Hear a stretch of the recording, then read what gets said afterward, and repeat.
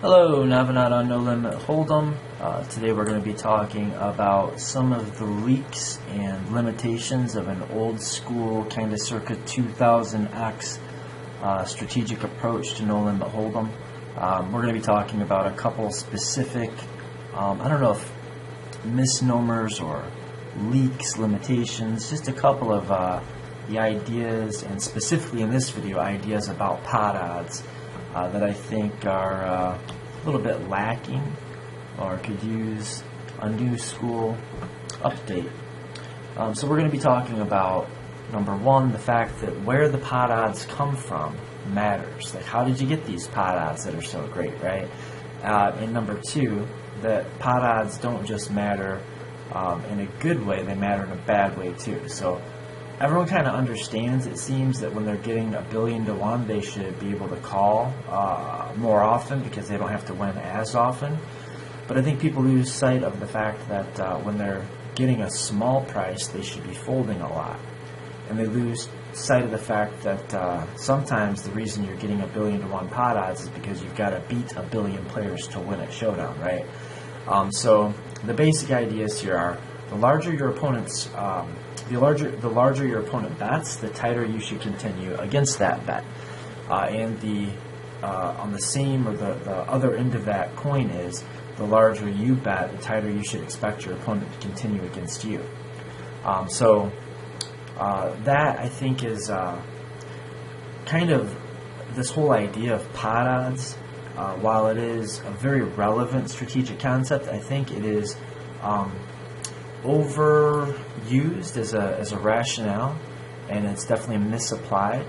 And the importance of pot odds, and it is important, it's a very important concept, but I think it's sometimes people look at it not only in the wrong way, but they overestimate the value of pot odds relative to other things, like, you know, whether or not you can ever win the pot, right? Okay, so yeah, number one, pot odds matter in good and bad ways. Number two, where the money came from that's giving you these great pot odds, that also matters. So some of the misapplication and misunderstanding of pot odds leads to thoughts like, okay, I've got, I don't know, I'm in a full ring game and I've got 4 players that limp to me, and I'm in cutoff position, or I'm on the button even. So since I'm on the button and 4 players limped in, so I'm getting 4, 5, 5.5 to 1, I should be able to call with anything, right? Well, no, probably not. There's other things besides pot odds. There's implied odds, reverse implied odds, but even more importantly here, understand that the more opponents that you have, yeah, the more pot odds you're going to get. But the reason that you're getting these better pot odds very often is because you're going to have to beat more players to win the pot. So if you've got, you know, if you get into a situation, maybe there was a raise, a call, a squeeze, and then, I don't know, maybe you squeezed, and then one of the players clicks it back and everybody else folds, and you're actually getting like 5 to 1 against one player. Well, that's a different thing. Now you are getting 5 to 1 pot odds against one opponent. But if you're getting 5 to 1 pot odds because you have 5 opponents, then you can kind of divide your the number of players that you have to beat into the pot odds to get a more realistic idea of what your kind of effective pot odds would be. I don't know. I guess I'm trying to coin a new term mid-sentence, so maybe we'll think about that a little bit more and get back to exactly how we want to math that out and describe it. But just understand, when you have more opponents, you have to have a stronger hand. And if you need a stronger hand to actually get to Showdown and Showdown the winner, then you also need a tighter value range for betting. If you have a tighter betting range or a tighter value range for betting, then you're going to have to use fewer bluffs. And what that's all going to add up to is, the more opponents you have, even though you're getting more pot odds, the better hand you need, or the more equity you have to flop, or the more nut potential you're going to require, the more versatile your hand has to be. But definitely you could just say, the more opponents you have, the less likely you are to win the pot. The less likely you are to win the pot, the better your pot odds that you require are. So you can't just call with any 2 cards on the button because everybody limped to you. If you have 3 players that limp to you in cutoff position, and you have Queen 7 offsuit, in most games it's just a fold. Maybe Queen 8 suited with enough limpers. If you're on the bottom, you can play, but that's because it's got some versatility, some nut potential. It depends on. You're going to still need some money behind. I mean, if a player goes all in and gets called by 3 guys, and it comes to you and you've got Queen 8 suited, you can't just look at it and say, well, I'm getting 4 to 1 on my money, so I should call. Because the reason you're getting 4 to 1 on your money is because you've got 3 players all in and 2 left to act. That's why you're getting that price. That doesn't automatically add up to an edge. Think of it like this: if you do believe that you can get this big edge whenever somebody limps in and causes a string limp to occur, which those shouldn't really happen. They're an artifact of people thinking incorrectly about pot odds, the way that you're not going to anymore. But it does happen. Like chain limping happens. One player limps, another player over limps. Next thing you know, everybody thinks they're getting more and more incentive to enter the pot. It's not true, but they don't know that, so they're going to enter the pot, and they're going to enter the pot light. So when the action limps to you on the button, you think you can call with any 2 cards or something like any 2 cards. Well, do this. Get some of your friends together, sit around a 9-handed table, and everybody just limp in. Post the blinds, whatever. Then everybody limp. The small blind completes. The big blind checks his option. And then you guys just table your hands, roll the cards out, and since all of you are in a plus EV situation, then you can just do this over and over and over, and you'll all just make tons and tons of money, right? Of course not. And hopefully all I really have to say about that. I think that explanation should have hit home. So in a full ring game, under the gun +1 limps, UTG2 over limps, hijack over limps. So you're getting 4.5 to 1. How bad can it be? Well, I mean, it can be really bad. You need a better hand in this situation because your required equity is so high that you actually need a better hand in this spot most of the time, or a different hand. But I should change this to say you'll be able to continue with fewer hands than you'd be able to continue with facing just a single open limp. There are some hands that would become more playable, but a lot of hands that would be less playable. Like you couldn't ISO raise bluff as much. You can't play like some of your hands that are maybe lower suited connectors that are going to be too easily dominated post flop. And all of this is very dependent on how many players and how deep the stacks of each player are, or how deep your stack is if you happen to be the effective stack. Yeah, so we're not going to go. I thought about doing some actual mathematical examples of this and spots post flop where you're pondering an overcall and thinking, well, I was thinking about calling already. Somebody else called. Now I'm getting 2 to 1, 3 to 1 instead of 2 to 1. So if I was going to call before, I can obviously call now. And I was going to do the math for you and show you how it all just falls apart. It's just really bad thinking. But I don't think that's so important. I think you can probably take care of that on your own if you aren't quite convinced with just the conceptual evidence that I'm trying to present. So here's some examples. What should I do with these hands with three limps, 3 limpers to me? I'm in the cutoff seat, and I've got 8-6 offsuit. In most games, you should fold that.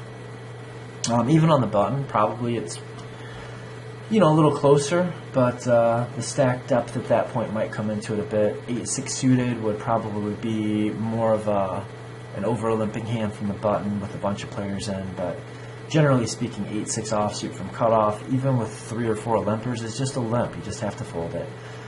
Ace-6 offsuit is not going to dominate very much. It's going to be dominated plenty. It's got very little nut potential. It's got very little synergy or connectivity. It's just not going to be a profitable hand.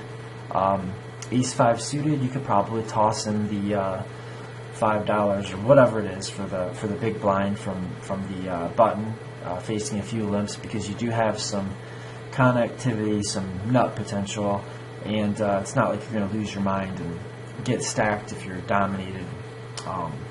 You're not going to go broke with top pair with the 5 kicker, right? So pocket 2s, definitely you can flick it in, but this is a hand where if you're deep enough and there's enough limpers, the value can actually go down on this hand. Pocket 2s is one where if you've got like 1 or 2 limpers, 100 big blinds effective, you've got a really good spot to just flick it in and take a flop from the button. When you've got, I don't know, 300 big blinds effective stacked, and you know most or all of the players that limped in actually cover you or have you at that 300 big blinds effective spot. You know, if you're 300 big blinds effective against the entire table with pocket 2s, you might not have implied odds. You might actually have a pretty big reverse implied odds problem, because you're not going to get 300 big blinds in 7 ways with bottom set, and that's the only thing you can flop. Or I mean, you can get it in, but it's going to be hard to get it in good, unless you got a bunch of drooling opponents. And that's another thing. Like, there are some tables and some lineups that are so bad that you can play almost any 2 cards from the button. But I guess my point is that the situation doesn't necessarily get better with more limpers. Just because you're getting better express odds on the limp, your implied odds are changing. Whether that's for the better or for the worse, it depends on the stack depth and the hands that you actually are talking about. The limping ranges, the ranges you would expect to open raise instead of open limp, etc., etc. But you know, pocket 10s, you should ISO. King Queen suited or offsuit, you should ISO. 10-9 suited, probably flick it in. But the point is, with none of these situations, not the 8-6 offsuit, not the ace-6 offsuit, not the ace-5 suited, the pocket 2s, the 10s, King Queen, or 10-9 suited, in none of these situations are you going to benefit from there being 5 or 6 limpers rather than there just being 1 or 2 limpers. But I think I've kind of beat that subject into the ground, but I think it's important, and I think a lot of players get this very, very wrong. The number of opponents, that's where the pot odds are actually coming from. It matters. You cannot overcall, and this is at least as true post-flop as it is pre-flop, and it might actually even be, oftentimes it's going to be even more the case. Because the difference post-flop, when a call is, it means a lot more. A bet means a little bit more. A call means a lot more. So post-flop, it can definitely be the situation that overcalling wider than you would just call as the first caller is going to be detrimental. And you can do the math on this and just say, this is what I was going to write out or type out, but I'll just kind of walk you through it quick. So let's say you're in a river spot, you're 3-way to the flop, you get to the river with 2 opponents. One player bets $50 into a $50 pot. You're in position, you're the button. So the first guy bets, second guy folds, and you figure you're going to win that pot about half the time. He bet 50 into 50, giving you 2-1 on your call. You're going to lose the $50 call half the time, and you're going to win the $100 pot half the time. So your EV is a total of $50 over 2 trials. It's $25 per trial. So you have a plus $25 call. Now, do the math, write it down. What happens if you factor in a through caller? What happens if you, instead of the first guy folding, the first guy calls and you expect him to win as often as you're going to win? Yeah, I'm not going to go through all the math, but write that down, figure it out, and see if you're making more money. You're getting a better price, you're getting better pot odds, so you should be making more money, right? No, it's not right at all, and I'm going to let you figure out why. So, multiple players post-flop, you need a stronger hand yourself when you're the aggressor to bet into multiple opponents. I think that seems obvious enough. And you should expect your opponents to bet tighter ranges into you when you are part of multiple opponents that they're betting into. I mean, number one, the first statement here seems obvious. The second statement should follow. or at least you should expect it to follow, unless your opponents have like brain damage or they're just gambling. It's pretty obvious. I think it should be pretty clear, and I don't think it's a very advanced concept. You should call tighter with players behind you, even if you expect the better to bet the same exact range as he would if you were heads up. Because of the math you just did on the last concept, the last slide, you're still going to make less money calling in this situation, even if your opponent's betting the same exact range, like he was in the previous example, based, that math assumed he was. But in this situation, it's not only the case that even if the bettor was playing and betting the same range, that you would have a lower EV on a call with players yet to act, but he also probably won't be betting the same range. He'll probably be betting a tighter range, which will only serve to further reduce your EV. So you can't make a call hoping that other players can call, giving you better pot odds. I think that is fairly intuitive. But what's not as intuitive for a lot of people is that it is the same exact situation as being happy that somebody already called to give you better pot odds on a call. It's ridiculous. I mean, it's silly. You should overcall way tighter when you're expecting the bettor to be tighter, the caller to realize that, and he calls anyway, and the caller to realize that even though the bettor should be betting a tighter range, and he's going to have a tighter range to call against a tighter range via the gap concept, but he also understands that there's a caller yet to act. You're still, or a potential caller, or even a potential raiser in a lot of situations. So if he made the call knowing that the bettor is going to be tighter, and knowing that you could still raise him, or at least call, then you've got to be super tight when responding to a call. Like when there's a bet and a call, you cannot overcall wider. You can't even overcall as wide. You have to overcall very tight. You should still, regardless of whether the bettor and or the caller are aware of these ideas, because of the math we just did on the previous slide, you can see that it doesn't even matter.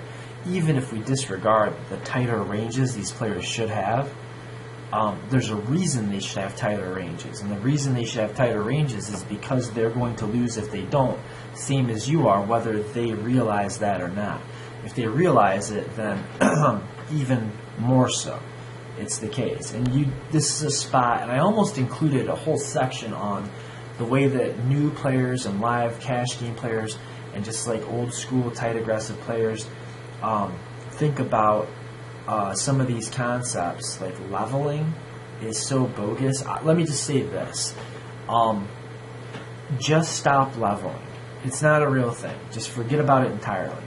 It doesn't, you can't think like, well, my opponent made this huge bet, so he's probably bluffing, so I'm going to call wide. That's crazy. Don't do that.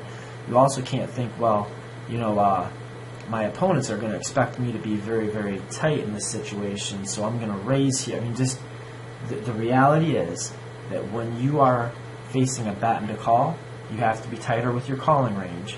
You have to be tighter with your value raising range. And that means that you have to be tighter with your value bluffing range as well. Don't level yourself. Size matters. The bet you're facing matters. And you should be thinking of it based on basic bet theory. The larger the bet, the fewer hands that should continue against that bet, and the stronger the range that remains or should remain after a bet and a call. That's kind of going back to what I was just saying. Like, you can't say to yourself, well, this guy just put in a quarter pot bet, he's never bluffing, so I'm going to fold the second nuts. I mean, you can't do that. Like, that's crazy. Don't do that. Unless you've got a very, very good read and you have evidence, not just some sort of intuition or something you regard as common sense, which is actually far from common sense, should not allow you to make like a super exploitative fold because of a small bet size that you think would be unlikely to be a bluff. Small bet sizes should, in theory and in practice, get through less often. You require less equity to call a small bet. You have to win at showdown less often to bluff catch against a small bet size than you do against a big bet size. Just period. That's it. Don't take it any further than that. If you're not sure whether I'm telling you the truth or whether what I'm saying makes sense or not, go to YouTube, go to The Princess Bride, type in like Princess Bride Leveling War. I bet you it'll come up there. Princess Bride Game of Death, Princess Bride Poison Scene, and watch that, and then get back to me on it.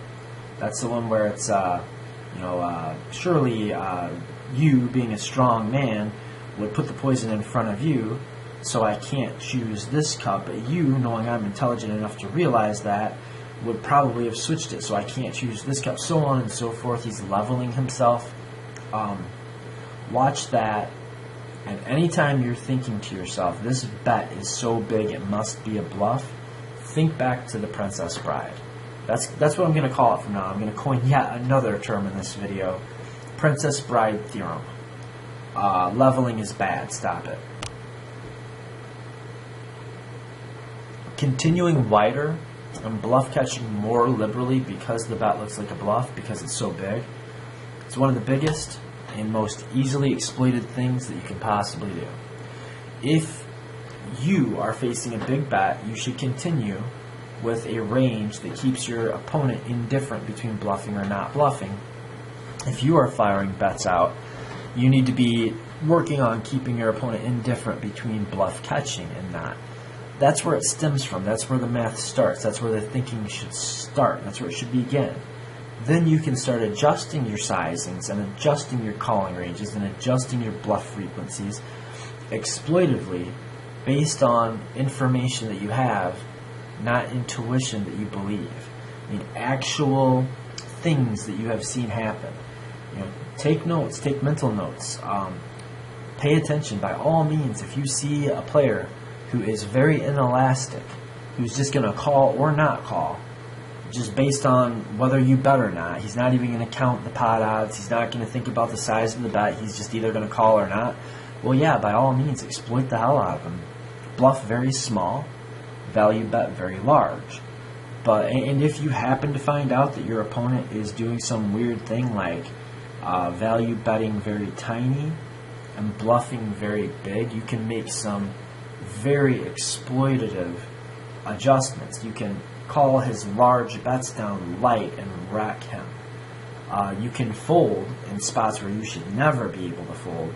When he puts out a 1/3 pot size bet and you're sitting on a relatively strong hand, if you're able to fold that, yeah, you can really, really do damage. But you don't have to be wrong, and this is kind of the point. If you're thinking like that, if you think you're right, the essence of this problem is, if you do not have to be wrong often at all for this to blow up, and I mean explode in your face, you have to be right much more often than you're wrong when you're doing something exploitative. If you are expecting your opponent is only going to be bluffing when he uses a said bet size, when it's a really big bet, you don't have to be wrong very often to lose a lot of money, right? Same thing in reverse. Like, if you're folding to a 1/3 pot bet with a reasonable bluff catcher that would be high up enough in your range where you ought to be calling with it at equilibrium, you don't have to be wrong very often at all for that to really do a lot of damage to your bottom line. I mean, that will wreck your bankroll if you're not certain. So this is one of those spots where the potential damage you could do to yourself by being wrong about this read means that it just requires so much evidence. You have to be so certain that most of the time you're much better off just trying to stay as near equilibrium as possible unless you really know a player. And if you're thinking about using some sort of bet sizing read that you've picked up with a player and you've been playing with them for a couple of hours, stop it. That's nonsense. It's insanity. Or you're psychic, but if you can do that and you can do it profitably, then there's better things for you to do with your time than play poker. You should be you should be wrecking shop at the lottery. Generally speaking, and I mean not very generally, I mean just almost always, you should be elastic with your ranges, meaning you should fold more against big bets, fold less against small bets, and you should do that in a linear fashion where the percentages are the same. Like if somebody is offering themselves even money on a bluff, then you've got to make them not make a ton of money with their bluffs. So if they're betting the size of the pot, you don't have to call very often to keep them from making money with their bluffs because they're betting big. If they're betting very small, then you've got to make sure that they can't just make a ton of money by betting a wide range and doing it with a small bet size. And it should be done on a percentage basis. Like it should be done in a linear and elastic way. Yeah, that's you should not only do that yourself, but you should also expect your opponents to do that. Expect your opponents to continue in an elastic manner, or with an elastic range, with like even if they don't know the terminology, maybe they don't know why they're doing it. Just the larger that your opponents bet, the more hands that you should fold. You know, the larger they bet, the more hands that they're going to need you to fold for their bluffs to get through. And the more hands that you can fold to stop their value bets from profiting, and the fewer hands you have to call with in order to make their bluffs not profitable.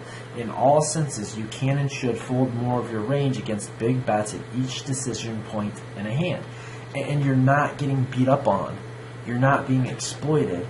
You can't win every hand. And you're not Miss Cleo. You're not psychic. Stop it. Knock it off. Cut it out. You can't read his soul. What you can do is make sure that he is not able to make money off of you if you are following basic bet theory, GTO strategies based on the indifference principle. If you're not sure what the indifference principle is, leave me a comment. I'll discuss it. Maybe I'll do a whole video on it. Or look it up. I think I've already done. I mean, I know I've done videos that talk about the indifference principle. Anything that has GTO as its subject matter is going to discuss the indifference principle. It's a big deal. In a way, it's kind of like what everything is based off of. Bet size and range. Yeah, like everything. The larger you bet, the more often you have to be successful with your bluffs, and the less often you need to be called when you're value betting, or really when you're bluffing. Well, okay. The more often your opponent calls you, the more money you lose when you're bluffing, but the more money you win when you're value betting. And that's why the way that you ideally want to balance your betting range in any given spot would be based on the pot odds. If you're betting pot sized on the river, you're laying your opponent 2-to-1 pot odds. And since you're laying your opponent 2-to-1 pot odds, if you have 2 value hands that beat all of his bluff catchers, and for every 1 bluff that loses to his bluff catcher range, then you're making him indifferent between calling or folding. Because again, the more often you get called when you're bluffing, the more you lose on your bluffs, but the more often you get called when you're value betting, the more you win on your value bets, and your opponent cannot both fold more often when you're bluffing and call more often when you're value betting. It's impossible unless you've got like really crazy bad reads that you're giving off, and tells rather that you're giving off. You know, if you have any kind of a poker face, it's going to be hard for a non-psychic opponent to call you down more often when you're bluffing and less often when you're value betting. So with that in mind, you should size your bets according to your betting range. And be aware that your opponent's range is it's going to contain certain hands. It's going to be weighted away from this towards that, and you have to target parts of the range that are actually still intact. Like if he didn't 3-bet pre-flop, you shouldn't be value targeting pocket aces post-flop. Now you could say, well, yeah, but what if my opponent's bad at poker? And he doesn't know how to play? Then don't I lose money by hand reading him and playing, assuming that he's got good ranges? And no, You don't. You can't lose money to your opponent because he's playing bad. That's not possible. I know that people think that. It's incorrect. Think about it like this. What does it mean to be able to read your opponent's hand? Well, you start with the assumption that your opponent is not pissing money away mathematically to everybody he plays with, right? Okay, so if you're wrong and your opponent is pissing money away to you, then it doesn't matter because he's pissing money away to you. Your opponent cannot just play badly in order to trick you so you can't hand read him. When you're hand reading, all you're doing is you're putting an opponent in a situation where they've got two options. Play poorly and lose money to me, or let me hand read you and lose money to me. That's it. Unless, well, I guess there's a third option, which is he can be balanced and he can read your hands. And then if your opponent's trying to balance his ranges, if your opponent's trying to read your hands, and you're trying to balance your ranges, and you're trying to read his hands, then you guys are playing poker, right? That's it. That's what the game really is. If one of you is not doing that and the other one is, the one who isn't is going to lose. There's no way around it. I mean, there really isn't, unless the IQ difference is by orders of magnitude, really. So be aware of your opponent's range and what hands he should get to a given spot with. And it is okay to target only the hands that he should have. It's totally fine to do that. If once in a blue moon he wakes up with a hand that he should never have in a given spot, and you play poorly against that hand because you didn't think he could have it, he's going to lose way more than the money that you're losing, assuming that he's playing correct, by playing incorrectly. It's going to cost him far more money to end up in these situations with hands he shouldn't have than you're going to lose running into them once in a while when he actually has that hand. It's a guaranteed fact. If you're not sure about it, I'll try to convince you in another video. Large bets should expect to be called by the stronger parts of a defender's range. Large value bets need to be made with very strong hands to avoid turning decent hands into bluffs by way of never getting called by second best. Large bluffs have to succeed often and require a lot of very strong value bets within the same range to be part of an overall profitable strategy. And that's why polarized ranges and large bets go hand in hand. If you're making very big bets, you should be doing so with the strongest parts of your range and enough bluffs to balance. Again, because your bluffs want to be, you want to use big bets when you're bluffing because it allows you to mix more bluffs into your range. Again, by way of the indifference principle. If you only bet half pot, then you're going to be offering your opponent a price of 3 to 1. So you're not going to be able to bluff very often. You're going to have 3 value hands for every 1 bluff. But if you're making a pot-sized bet, then you can have you only have to have 2 value hands for every bluff in order for your overall strategy to capture a pot's worth of EV. So basically, if you can get to a river situation where you're playing a polarized range against a range full of bluff catchers, and you can make a pot-sized jam all in with 2 value hands for every 1 bluff, and if you can do that consistently, then on average, every time you make that bet with that range, you will win the amount of money that is in the pot when you make the bet. If it's a $100 pot, you've got $100 behind, you're betting $100 into a $100 pot, and you're doing so with 2 nutted value hands for every 1 bluff, then you have already, assuming that all of your value hands beat your opponent's range and your bluffs lose to all the hands in your opponent's range, then if you're betting pot-sized all in on the river with a value range that is, or with an overall range that's 2-part value and 1-part bluff, you have effectively captured the pot in EV, again by way of the indifference principle. What does the indifference principle say? It says that your opponent is indifferent. You've made your opponent indifferent. In other words, it does not matter to him if he calls or if he folds. If there is a $100 pot sitting out there And it doesn't matter if your opponent folds or if he calls, that is the same as him folding. And if he folds, you win the pot, right? So by having a perfectly balanced GTO range with the right bet sizing that's in the right relationship to your range and his, you can effectively capture the pot regardless of what your opponent does.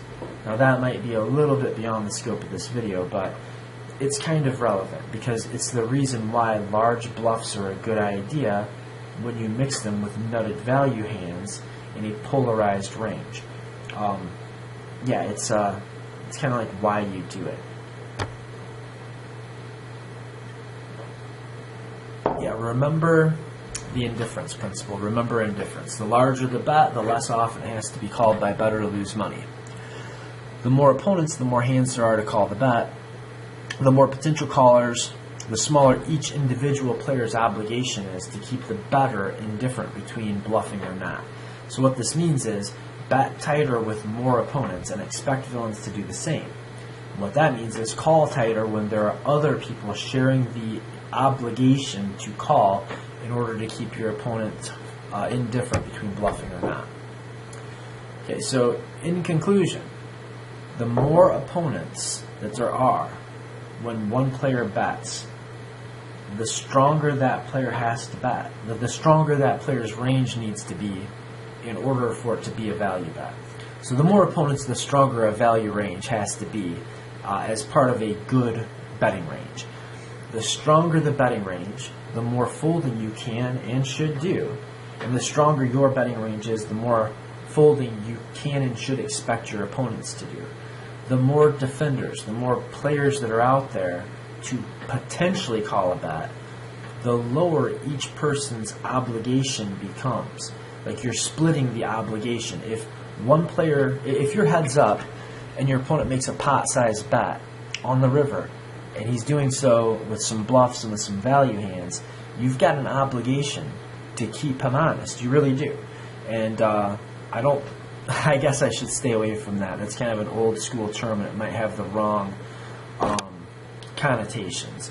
But truly, there's a sense in which that's exactly right. Like when there's just you and one opponent and he bets, then you're the only player that has an obligation to keep that player indifferent or breaking even on his bluffs. But if there's you and one other player when your opponent bets into you, you guys share the obligation. So neither one of you has to or should call as often. The player that acts second has a higher obligation. The player that acts first has a lower obligation, but it's probably neither here nor there. We don't need to get into that right now. The more players in the hand, the higher the pot odds will be, very often. But in these scenarios, the pot odds are high exactly because you're going to win less often. So since you are winning less often, you're capturing a smaller percent of the overall pot, and having an additional caller, because it does such damage to your odds of winning that pot, that it is never going to be the case that you can be in some river decision and you were thinking about calling or folding, you figure it's about break even if you're in a heads up spot, but by including another player, we have his pot odds injected in there and it causes it to be a profitable call. This can never be the case. It's not the case. I'm trying to think if there's any exploitative way this can be the case. I guess there is. The player would have to be so bad that he would, the player you're injecting to increase your pot odds and make it so you can call more liberally when you're bluff catching on the river, he would have to be so bad at poker that his calling range is actually wider than the villain's value betting range. I think, or his calling range would have to be wider than the villain's range over. I'll get back to you. It's not going to happen in real life, but that's worth thinking about. Yeah, I guess it's possible the guy could be so damn bad. Like for sure, if a guy was just going to call with every hand that he gets there with, then you're just adding money to the pot. So I guess that's possible. Guy would have to be pretty bad at poker. It's, I think, never going to happen in real life. So a very useful idea is, even though having a player that's calling increases the pot odds compared to just a bet and then a fold and it's on you and you complete the action. It's not really, in real life, it's never going to be the case that having a caller beat you into the pot is going to increase the EV of you also calling or overcalling. So yeah, you're getting better pot odds, but you're going to win the pot far less often. Go back to that original slide where we talked about math. Do the math yourself if you don't believe me. So yeah, hopefully you guys got something out of that. If I think maybe I'm beating a bit of a dead horse here, but I'm going to say this one more time. If you take nothing else away from this, do understand you cannot make pre-flop calls with crap hands just on the basis of you getting good express odds if those express odds come from having to beat more players to win the pot, right? Okay, that's one. The other thing is, if there's a second takeaway, it is you need a stronger hand to overcall than to call. I think that's going to do it for now. Navinata, No Limit Hold'em. Until next time, good luck.